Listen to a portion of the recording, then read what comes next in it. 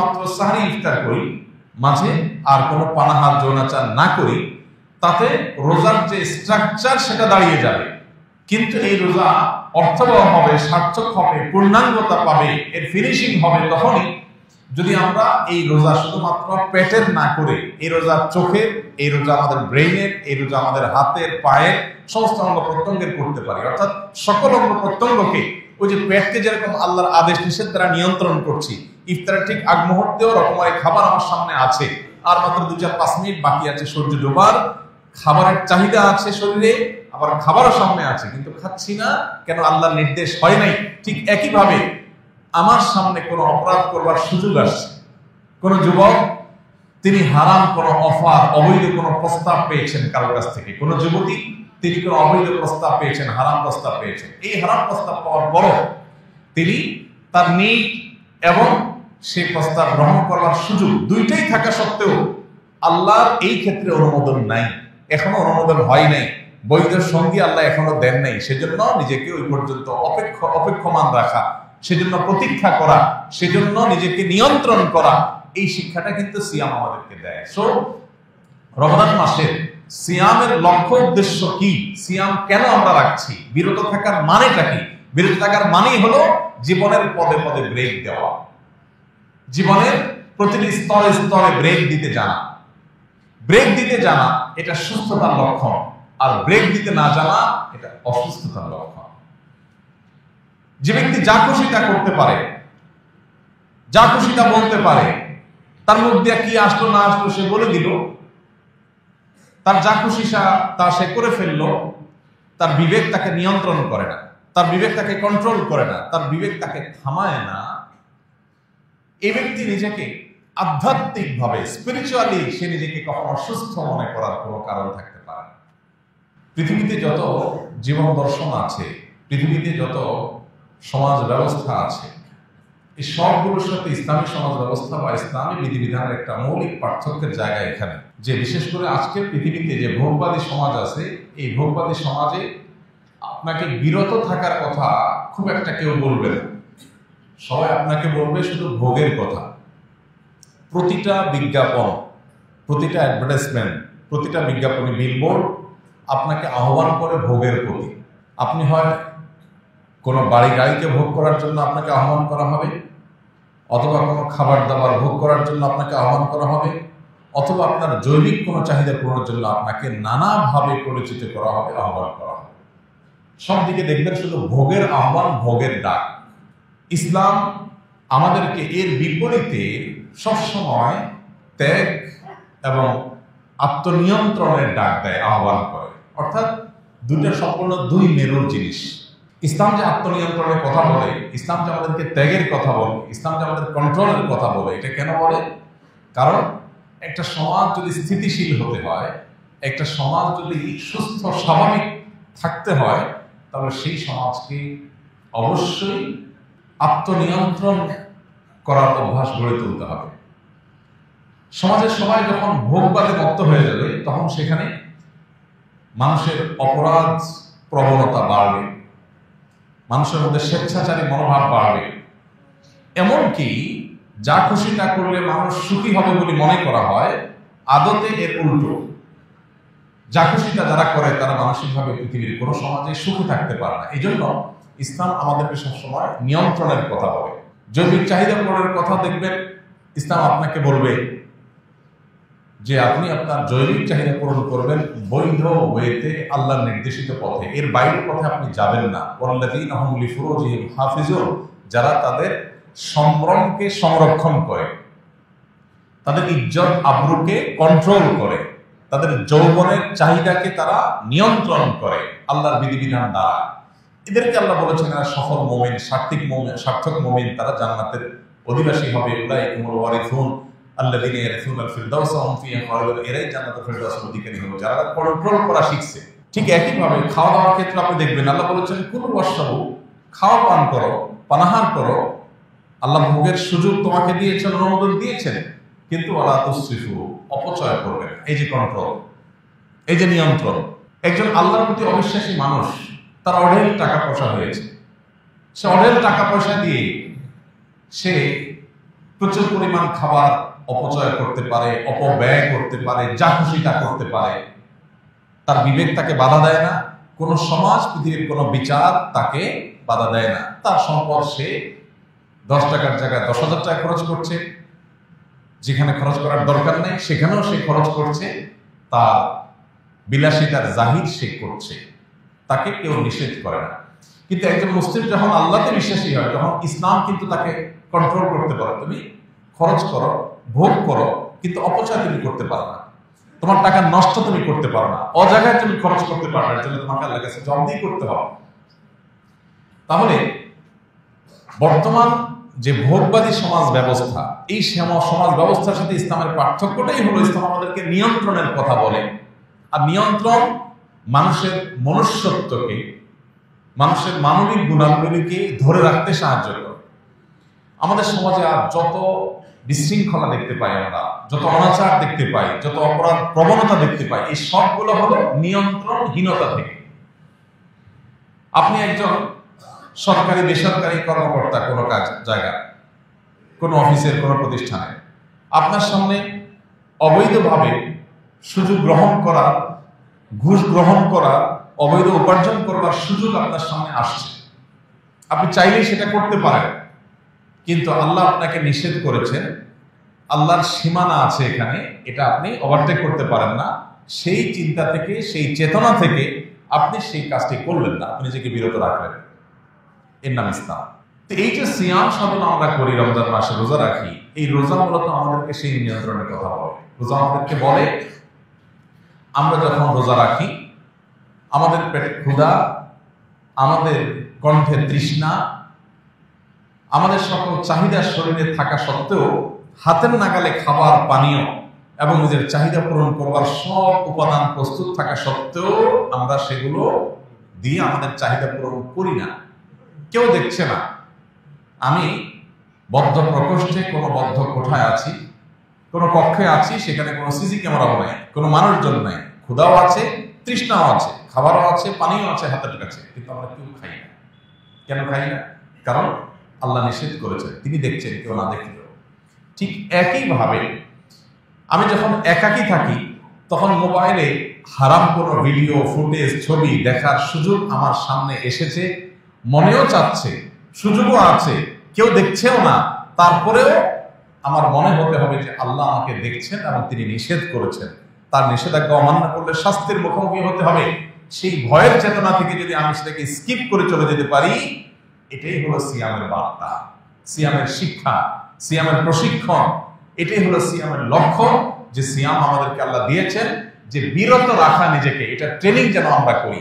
দিনের বেলায় 30 দিন আমরা দিনের বেলায় পান, আহার, যৌনাচার এগুলোর সুযোগ থাকা সত্ত্বেও, নিড বা প্রয়োজন থাকা সত্ত্বেও আমরা সেই পথে পা বাড়াই না আল্লাহর ভয়ে। অতএব এই যে বিরত থাকার শিক্ষা রমজান মাসে আমরা পেয়েছি, এটাকে আমাদের সামগ্রিক জীবনে যদি আমরা ইমপ্লিমেন্ট করতে পারি, বাস্তবায়ন করতে পারি, তবে আমাদের সেই সিয়াম সাধনা সার্থক হবে ইনশাআল্লাহ। তাহলে রমজান মাসের পুরো আয়োজন, সকল প্রচেষ্টাকে যদি আপনি সফল এবং সার্থক করতে চান, তাহলে আপনার প্রথম কর্মসূচি হতে হবে সিয়াম বা রোজার লক্ষ্য এবং উদ্দেশ্যকে মাথায় রেখে যথাযথ উপায়ে রমজান মাসে সিয়াম সাধনা করা, রোজা রাখা। এই জন্য ভাইরা, আজ অস্থিতিশীল পৃথিবীকে যদি আবার স্থিতিশীল করতে হয়, ডিপ্রেশনে হাবুডুবু খাওয়া সমাজকে যদি প্রকৃত সুখের সন্ধান দিতে হয়, তাহলে সিয়ামের শিক্ষাকে আমাদের জীবনে ধারণ করতে হবে। বিরত থাকা, ব্রেক দেওয়া, থামতে জানা, এটা আমাদেরকে শিখতে হবে। আল্লাহ আমাদেরকে সেই তৌফিক দান করুন। আমরা রমজান মাস জুড়ে রোজা রাখি, অনেকে প্রতি বছর রাখি, কিন্তু এই সিয়াম আমাদের মধ্যে সেই আবহাওয়া তৈরি করে না যে আবহাওয়া আমাকে মুত্তাকি করবে, পদে পদে আমি ব্রেক দিতে শিখবো। এর প্রধান কারণ হলো সিয়ামের লক্ষ্য উদ্দেশ্য মাথায় রেখে আমরা রোজা রাখি না। জাস্ট আল্লাহ ফরজ করেছেন সেজন্য, আল্লাহ তো ফরজ করেছেন, পাশাপাশি তার লক্ষ্য বলেছেন আল্লাহ তাত্তাকুন, রোজা রাখলে আশা করা যায় তোমরা মুত্তাকি হতে পারবে। বিরত থাকা থামতে শেখা, ব্রেক দিতে পারা, এটা শিখবে তোমরা। সামগ্রিক জীবনে যখন সেটাকে ইমপ্লিমেন্ট করবে তখন তোমার জীবন সফল হবে, সার্থক হবে, মুত্তাকি হবে, খাঁটি মুমিন হবে, আল্লাহর প্রিয় বান্দা হবে এবং তুমি সুখী মানুষ হবে দুনিয়াতে এবং আখিরাতে। সেই লক্ষ্যকে মাথায় রেখে আমাদেরকে প্রতিদিনের সিয়াম সাধনা করতে হবে। আজকে সিয়াম রেখে আমি সকাল থেকে এই পর্যন্ত পুরো সময়ের মধ্যে আল্লাহর কোনো অবাধ্য কাজ করেছি কিনা, আল্লাহর কোনো নাফরমানি করেছি কিনা, কোনো হারাম আমার দ্বারা হয়েছে কিনা, কারোর সমালোচনা তার অগোচরে হয়ে গেছে কিনা, কোথাও আমি উচ্চ বাচ্চ করে ঝগড়া ফাসাদ করে ফেলেছি কিনা, আমি আল্লাহ নিষিদ্ধ কোনো কাজ করেছি কিনা, এই বিষয়টা আমাকে নজরদারিতে রাখতে হবে। প্রশ্নের উত্তর আমার কাছ থেকে বের করতে হবে। যতদিন পর্যন্ত এইভাবে আমি সেলফ মনিটরিং সিস্টেমকে অন রাখবো, রোজা রেখে আমার নিজেকে নিয়ন্ত্রণ করবার, পর্যবেক্ষণ করবার এই সুযোগ যতদিন পর্যন্ত আমি খোলা রাখবো, চোখখান খোলা রাখবো, ততদিন পর্যন্ত আমার সিয়াম আমাকে ঠিকই মুত্তাকি বানাবে এবং রমাদানের এই পুরো সাধনা সার্থক হবে ইনশাআল্লাহ। আল্লাহ আমাদেরকে তৌফিক দান করুন। তাহলে 1 নম্বর পয়েন্ট বলেছি, আমাদের রমাদানের সকল সাধনা, সকল প্রচেষ্টা এটা সফল এবং সার্থক হবে যদি রমাদানের প্রধান আমল সিয়ামকে আমরা আদায় করি। শুধু আদায় করাই নয়, সিয়ামের লক্ষ্য, তার উদ্দেশ্য, সিয়াম যে আমাদের বার্তা দেয়, মেসেজ দেয়, সেই মেসেজটি আমরা গ্রহণ করতে পারি, ইনশাআল্লাহ এই রমাদানের সকল সাধনা, সকল প্রচেষ্টা সার্থক হবে। নাম্বার 2, সিয়ামের এই মাসে, রমাদানের এই মাসে তারাবির সালাত এটা অন্যতম গুরুত্বপূর্ণ আমল। নবী করিম সাল্লাল্লাহু আলাইহি সাল্লাম যখন এই সিয়ামের কথা বলেছেন, তার পাশাপাশি তারাবির সালাতের কথা বলেছেন। মান সামা রমাদান ঈমানান ওয়া ইহতিসাবান গুফিরা লাহু মা তাকাদ্দামা মিন যামবি। এরপরে বলেছেন ওমান কামা রমাদান ঈমানান ওয়া ইহতিসাবান গুফিরা লাহু মা তাকাদ্দামা মিন যামবি। সিয়ামের পুরস্কার স্বরূপ আল্লাহ তাআলা পূর্বের গুনাহ যেমন মাফ করে দিবেন, ঠিক একই ভাবে যদি কেউ তারাবির নামাজ আদায় করে তাহলে তাকে আল্লাহ তাআলা পূর্বের গুনাহ খাতা মাফ করে দিবেন ওয়াদা করেছেন। আমাদের বাংলাদেশের সমাজ বাস্তবতায় আমরা কৈশোর থেকে, ছেলেবেলা থেকে দেখে আসছি যে সমাজের বিপুল সংখ্যক মানুষ, মুসলমানরা, তারা রমজান মাসে দিনের বেলা রোজারা যেমন রাখেন, রাতের বেলায় তারাবিটাও আলহামদুলিল্লাহ আদায় করার চেষ্টা করে। এখন দিন যত অতিবাহিত হচ্ছে, ভোগবাদের দিকে আমরা অনেক বেশি ডুবে যাচ্ছি, ভোগবাদের এই অতল গহ্বরে আমরা হারিয়ে যাচ্ছি ধীরে ধীরে। এই কারণে মসজিদগুলোতে তারাবির নামাজে অংশগ্রহণকারী মানুষের সংখ্যা আগের তুলনায় আস্তে আস্তে কমছে এবং প্রথম 2, 4, 5, 7 দিন কিছু মুসল্লি থাকলেও খুব দ্রুততার সাথে সেই মুসল্লি কমে যাচ্ছে। এই যে একটা প্রবণতা আমাদের সমাজে শুরু হয়েছে, এর কারণ কি? এর কারণ হলো ওই যে 1-1.5 ঘন্টা বা 2 ঘন্টা দাঁড়িয়ে কোরআনে কারীম এর তেলাওয়াত শোনার মতো ধৈর্য আমাদের হয় না। অর্থাৎ আমরা আমাদের ঈমানি যে চেতনা, তাকওয়ার যে চেতনা, সেটা থেকে এত দূরে সরে গেছি যে সারা বছরের মধ্যে একটি মাস কোরআনের 1 ঘন্টার জন্য দিনে, 1.5 ঘন্টার জন্য দিনে সংস্রমে আসবো, সেই সময়টুকু পর্যন্ত আমরা বের করতে পারি না। দুনিয়া আমাদেরকে আষ্টে পৃষ্ঠে এমন ভাবে বেঁধে ফেলেছে যে 1-1.5 ঘন্টা কোরআন তেলাওয়াত শোনার মতো ধৈর্য আমাদের নাই। এখান থেকে পরিমাপ করা যেতে পারে যে আমাদের ঈমানের অবস্থা, তাকওয়ার অবস্থা কতটা ভয়াবহ। নেক্সট সুরাতে ধোঁকা শুরু হয়েছে যে তারাবির নামাজ ফরজ না, সুন্নত। সুন্নত মানে হলো যেটা নিয়ে ঢিলামি করা যায়, ঘড়িবসি করা যায়, এমন একটা টেন্ডেন্সি আমাদের মধ্যে আসছে। আবার আলহামদুলিল্লাহ উলামা ইকরামের দীর্ঘদিনের প্রচেষ্টা, দীর্ঘদিনের দাওয়াতের ফসলস্বরূপ তারাবির নামাজের গতি সারা দেশের মসজিদগুলোতে একটু হলেও কমতে শুরু করেছে। তারাবির নামাজের গতি কমাটা ভালো না খারাপ? সবকিছুর গতি ভালো না। কোনো কিছু আছে গতি যত কম থাকে কোয়ালিটি তত ভালো হয়। তারাবির নামাজ বা যে কোনো নামাজের ক্ষেত্রে একই কথা প্রযোজ্য, ধীরস্থিরতাটা এখানে ইম্পর্টেন্ট। নবী করিম সাল্লাল্লাহু আলাইহি সাল্লাম তিনি যখন রাতে তাহাজ্জুদ পড়তেন, তারাবি পড়তেন, তখন তার অবস্থা কি ছিল? সাহাবায়ে কেরামের বর্ণনা হলো যে তিনি এত দীর্ঘ সময় দাঁড়িয়ে কোরআনের তেলাওয়াত করতেন নামাজে রাতে, যে তার পা মুবারক ফুলে যেত। আমাদের পা মাঝে মধ্যে ফুলে। একটা মানুষ কত সময় দাঁড়িয়ে থাকলে পা ফুলতে পারে? কত সময় রুকুতে থাকলে, রুকু কতক্ষণ লাস্টিং করলে তার শরীরের ভারে পা ফুলে যেতে পারে? কতক্ষণ? একটু কি আমরা কল্পনা করতে পারি? আপনার তারাবি যদি 2-2.5 ঘন্টা ধরে তেলাওয়াত করেন, একটু বেশি তেলাওয়াত করেন, ধীরে ধীরে তেলাওয়াত করেন, তাহলে বড়জোর আপনার পায়ের মধ্যে একটু ব্যথা অনুভব করবে, কিন্তু পা ফুলে যাওয়া এটা স্বাভাবিক বিষয় না। আপনি যদি 2 রাকাত নামাজে 15, 20, 30 মিনিট করে করে আপনি যদি এরকম দীর্ঘ তারাবির নামাজ শেষ করেন, তাহলে হয়তো আপনার পা একটু ফুলতে পারে। নবী সাল্লাল্লাহু আলাইহি ওয়াসাল্লাম যাকে আল্লাহ তাআলা পূর্বের পরের সব মাফ করে দিয়েছেন, আগাম ঘোষণা দিয়েছেন, তিনি পর্যন্ত যদি এইভাবে রাত জেগে তারাবি পড়েন, এইভাবে তাহাজ্জুদ আদায় করেন, তাহলে 1-1.5 ঘন্টার জন্য তারাবির নামাজের সময় যদি আমাদের না হয়, তাহলে এই রমজান দিয়ে, এই রমজানের রোজা দিয়ে, এই রমজানের ইবাদত দিয়ে আল্লাহর কাছে কোন মুখে জান্নাতের জন্য আর্গুমেন্ট করব? ভাইরা আমার, সাহাবায়ে কেরামের তারাবি কেমন ছিল? মুয়াত্তা মালিকের একটি হাদিস থেকে জানা যায়, সাহাবীদের বেশিরভাগের তারাবির চিত্র ছিল যে তারা যখন তারাবি শুরু করতেন, তারাবি শেষ করতে করতে তাদের প্রায় দিনই রাত প্রায় শেষ হয়ে যেত। সারি খাওয়ার জন্য তারা বাসায় যেতেন, সারি খেয়ে এসে আবার ফজর করতেন। এখন আপনি বলবেন, এটা কি আমাদের দ্বারা সম্ভব? সকাল 9টা টু বিকাল 5টা আমার অফিস, সকাল থেকে আমার 5-7টা মিটিং এর সেট আপ করা আছে, শিডিউল দেওয়া আছে, অনেক ব্যস্ততা আমার। ভাইরা আমার, দুনিয়াতে আমরা সবাই জানি, একেবারে যে ব্যক্তি বদ্ধ পাগল হয়তো সেও জানে যে দুনিয়াতে আমরা খুব অল্প সময়ের জন্য এসেছি, আমরা কেউ চিরকাল এখানে থাকবো না। বেশিরভাগ মানুষের জীবনের ক্রিম টাইম পার হয়ে গেছে। আমরা এখানে যারা আছি, আমাদের বেশিরভাগ মানুষের জীবনের ক্রিম টাইম অলরেডি ক্রস চলে গেছে। এখন যে লাইফটা আছে সামনে, এটা হলো জীবনের বাতিল অংশ। 30, 35, 40 যাদের এইজ হয়ে গেছে, ভোগের সময় শেষ। এখন ডায়াবেটিস, ক্যান্সার আর হার্ট অ্যাটাক, কিডনির রোগ, যত ব্যাধি আছে এগুলোর সময়। মূল টাইমটা পার হয়ে গেছে অলরেডি, বা পার হয়ে যাচ্ছে। তাহলে আর বাকি যে সময়টা আছে 10, 20, 30 বছর, ওষুধ খাইতে খাইতে আর ডাক্তারের কাছে যেতে যেতে তো শেষ হয়ে যাবে। তাহলে ভোগ করার অপশনটা কোথায়? এই মিছা জীবনের জন্য যদি আমার এত ব্যস্ততা হয় যে 1.5 ঘন্টা তারাবির জন্য আমার সময় হয় না, আমি খোঁজ করার চেষ্টা করি 8 রাকাত পড়লেও তো নাকি হয়, না পড়লেও নাকি রোজা হয়ে যায়, কোন মসজিদে একটু তাড়াতাড়ি পড়া যায়, হাবের সাহেব তো আর কোনো কাজ কাম নাই, এই জন্য এত ধীরে ধীরে পড়ে। এই যে টেন্ডেন্সি, কারণ দুনিয়া আমাদেরকে আষ্টে পৃষ্ঠে বেঁধে ফেলেছে, শয়তান তার চক্রান্তে জয়ী হচ্ছে। শয়তানের চেষ্টাই হলো মানুষকে দুনিয়ার চাকচিক্যে ডুবিয়ে রাখা, আখিরাত থেকে ভুলিয়ে রাখা। সাহাবীদের কাছে এর বিপরীত চিত্র ছিল। তাদের কাছে আখিরাতের বিষয়টা একটা ক্রিস্টাল ক্লিয়ার। তারা জানতেন যে দুনিয়ার জীবন একটু কম ঘুমিয়ে, একটু কম পরিশ্রম করে যদি আমি কাটাতে পারি, আর অনন্তকাল আখিরাতে যদি আমি ভালো থাকতে পারি, ওয়াই নট আমি সে অপশন গ্রহণ করব। তারা সেটাই করেছে।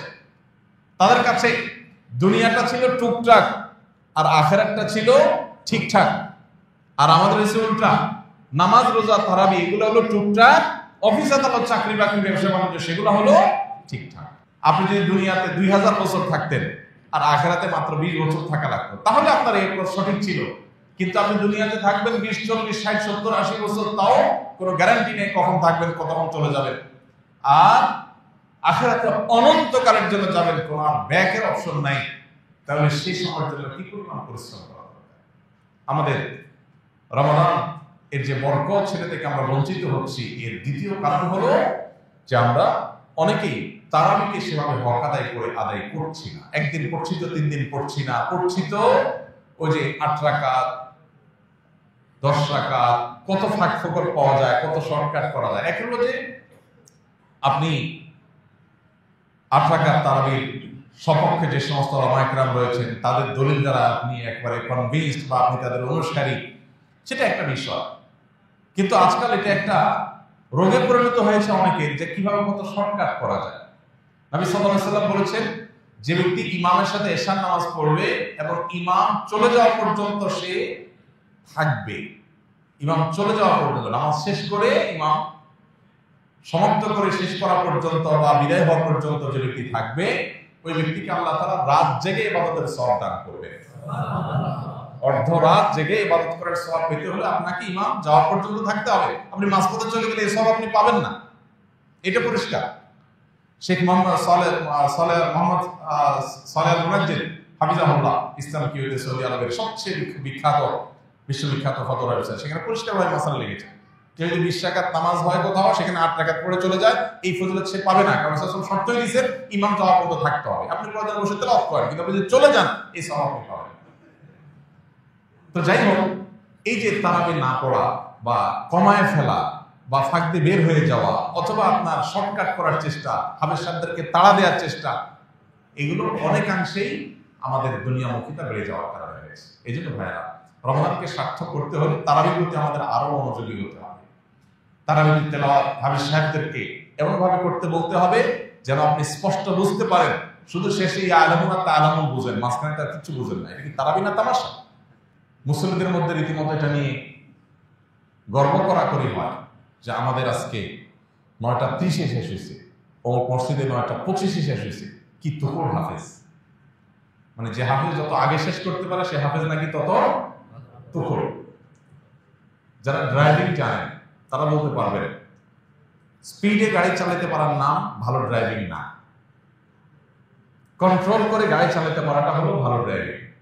আমি জীবনে যখন প্রথম ড্রাইভিং শিখি, একজন নেপালি আমার এক সহকর্মী সৌদি আরবে প্রথম স্টিয়ারিং হুইলে বসে উনি আমাকে প্রশিক্ষণ দিয়েছিলেন।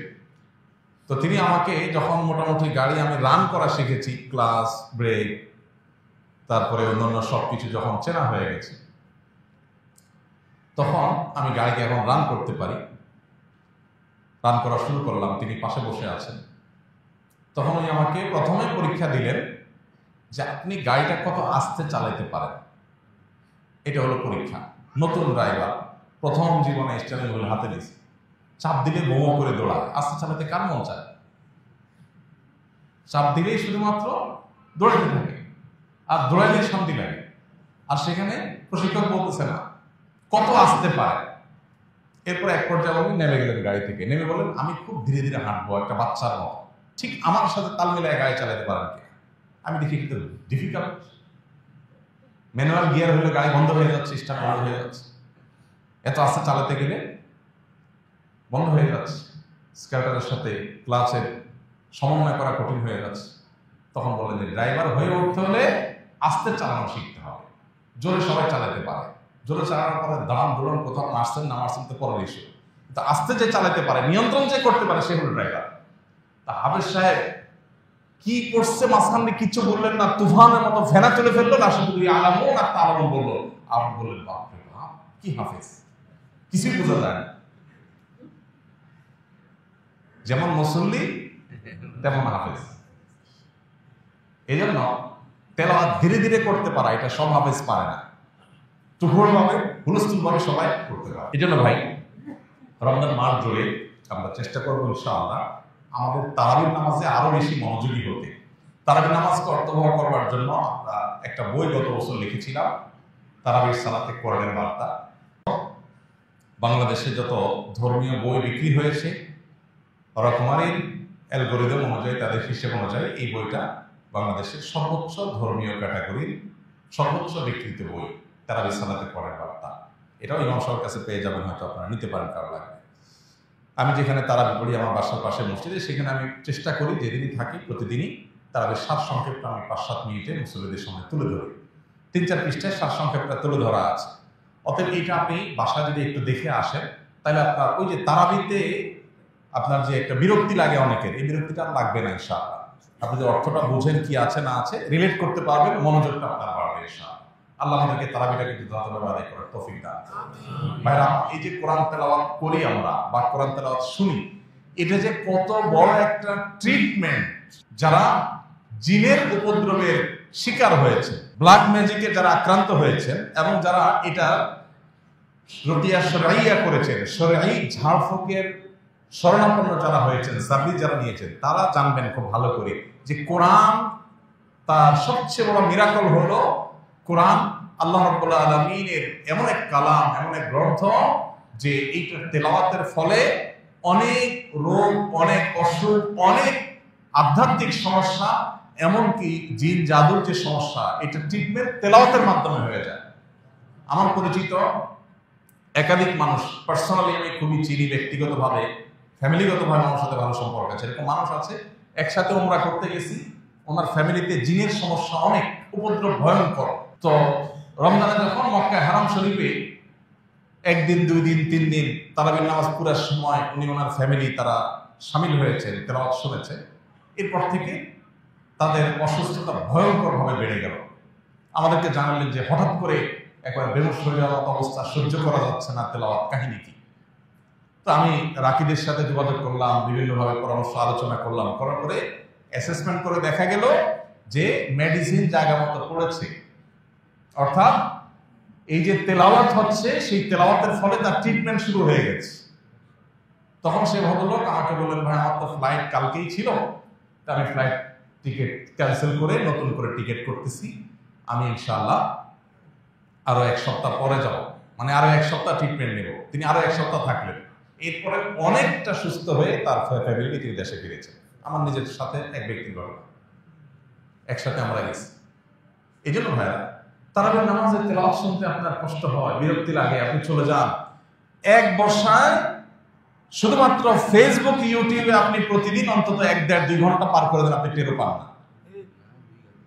সেখানে 15 মিনিট বেশি যাচ্ছে তারাবিতে, 20 মিনিট বেশি যাচ্ছে, আপনার সহ্য হচ্ছে না।